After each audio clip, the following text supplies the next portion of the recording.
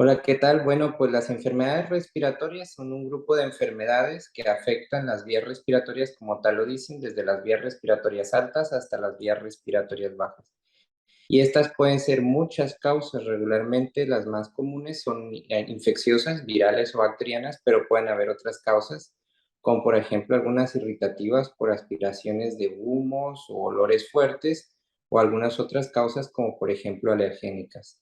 Y dentro de estas, pues las más comunes que nosotros conocemos son las rinorreas o lo que nosotros conocemos también como sinusitis o faringitis, rinofaringitis, que son las más comunes de las vías respiratorias altas, y de las bajas son las bronquitis, asma, neumonía, broncoespasmos, así las podríamos llamar.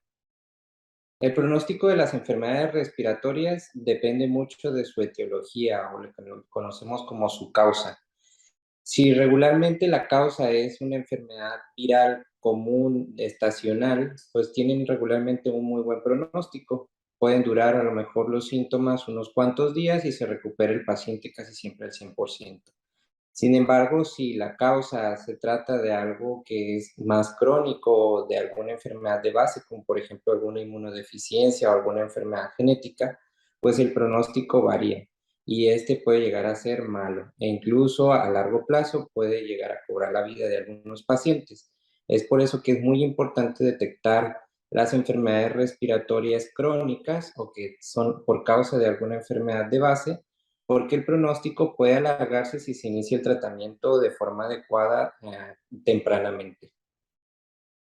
Los síntomas de las enfermedades respiratorias de igual forma varían mucho. En general, pues son síntomas respiratorios, pero puede haber algunos otros síntomas no respiratorios como tal, como por ejemplo cefalea o lo que le llamamos dolor de cabeza, cuerpo cortado o lo que nosotros los médicos le llamamos mialgias, artralgias o malestar general, conjuntivitis o ardor de los ojos, y bueno, las respiratorias ya como tal, que son rinorrea o escurrimiento nasal, dolor de la garganta o odinofagia, estornudos, comezón de la garganta, dolor al respirar u opresión del pecho, dificultad para respirar o sensación de falta de aire.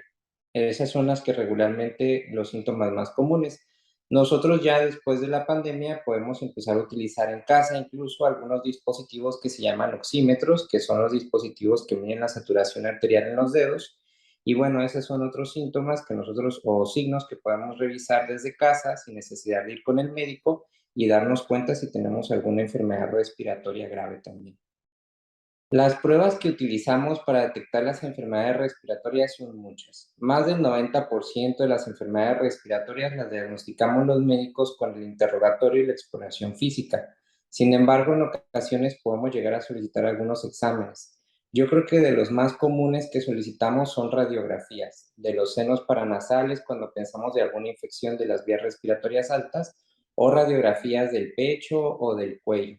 Sin embargo, también pudiéramos requerir algunos otros exámenes como exámenes de sangre, exámenes de alergias, exámenes de función respiratoria como una espirometría, una flujometría y bueno, muchas otras que deberíamos de descartar en comorbilidad con otras enfermedades como reflujo gastroesofágico, en donde mandamos a hacer otras pruebas más especiales para descartar estas otras enfermedades. Pero en general, más del 90% de las enfermedades respiratorias no requieren una prueba estandarizada. Es solamente el interrogatorio y una exploración física adecuada. La causa número uno de enfermedades respiratorias en la infancia es viral y después bacteriana. Y la causa y la infección respiratoria más común en los niños son infecciones respiratorias de las vías respiratorias altas, las que tienen regularmente buen pronóstico. Después, las enfermedades respiratorias más crónicas son de causa alergénica. Casi siempre estas no, se manifiestan como un asma alérgico.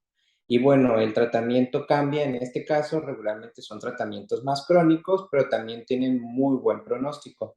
Y podríamos dividir una tercera causa, que son las causas congénitas o adquiridas, pero que son también crónicas y que causan enfermedades infecciosas crónicas, como por ejemplo la fibrosis quística, la discinesia ciliar o algunos tipos de inmunodeficiencias no adquiridas o incluso adquiridas, que pueden poner en riesgo al paciente para que se esté enfermando de las vías respiratorias bajas, sobre todo más frecuentemente, y que puede llegar a causar un daño pulmonar permanente.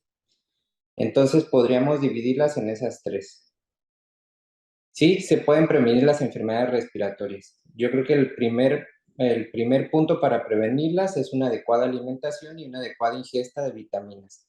Las vitaminas que más nos sirven para prevenir enfermedades respiratorias en general son las vitaminas A, C y D. Pero también es importante saber que las vías respiratorias bajas se regeneran cuando nosotros comemos suficiente cantidad de lípidos. Los lípidos es lo que regularmente conocemos como colesterol y triglicéridos. Y para eso pues tenemos que consumir grandes cantidades de lípidos que se encuentran sobre todo en las frutas y verduras, como por ejemplo el aguacate, que son lípidos o colesteroles que nosotros los conocemos como colesterol bueno. Esa es la primera, una buena alimentación. La segunda es la aplicación de vacunas. Nosotros aplicamos vacunas anuales en los primeros 5 años de vida en los niños, como por ejemplo la de la influenza, ahora la del COVID, pero también existen otras muchas vacunas desde recién nacido, como la BCG para tuberculosis y la pentavalente para otras enfermedades respiratorias. Existen algunas enfermedades que no son propiamente respiratorias que pueden dar también alguna manifestación respiratoria grave, como por ejemplo la varicela, la rubiola o el sarampión, que también deberíamos de estar aplicando vacunas. Y bueno, la tercera son todas las recomendaciones que ya conocemos para evitar enfermarnos, como el lavado de manos, la sana distancia, cubrir nariz y boca cuando estamos en algún lugar muy cerrado o donde hay mucha gente, conocido como hacinamiento. ¿Y esto por qué? Porque pues regularmente muchas personas pueden llegar a ser asintomáticas y transmitir la enfermedad a una persona que no la ha padecido previamente.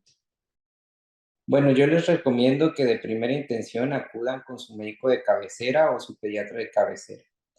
Sin embargo, si después del primer tratamiento su bebé no ha mejorado de esa enfermedad respiratoria, lo mejor es que lo revise un especialista. Y en este caso, el especialista de las enfermedades respiratorias de los niños es el neumólogo pediatra.